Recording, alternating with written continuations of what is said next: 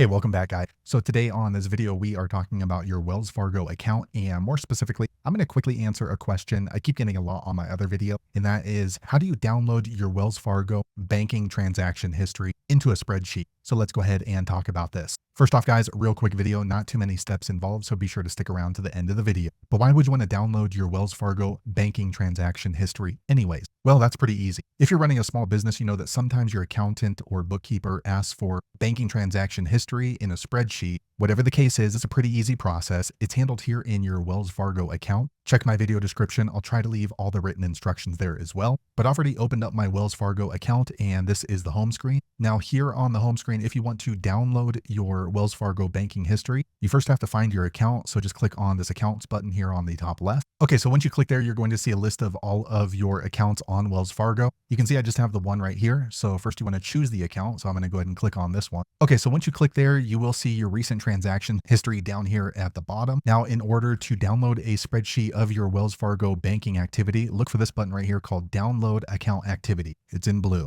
Okay, guys, so here is where you can go ahead and download your Wells Fargo account activity. One thing I'm going to let you know is that with Wells Fargo, you can go back up to 18 months, unfortunately. You can't go back 7 years. 18 months is the maximum to be able to download this data. If you need to go back further than that, unfortunately, you have to download the PDF statements and then extract the data with your assistant. Usually what I'll do is if I have to go back further than that, I will just pay somebody on Fiverr or Upwork and they can pull the data from the PDF and then put it into an Excel spreadsheet for me. So if you still want to go ahead and download your Wells Fargo activity, first choose the account that you're working with. Again, I only have one account with Wells Fargo, so it's listed right here. If not, just click there and then choose the account. Once you've chosen the account, you want to choose the date range. And again, they do let you know 18 months is the maximum. So for me, I'm going to go ahead and just do the past 30 days. Okay, next you want to go ahead and choose the file format. So you can download into a Quicken format or you can do a spreadsheet. So I'm going to do spreadsheet. Okay, so once you have all that filled out and you'd still like to go ahead and download your Wells Fargo activity, click on this red button right here called download. Okay, a quick second later, the page refreshes. You don't get any kind of pop-up saying that it's been downloaded,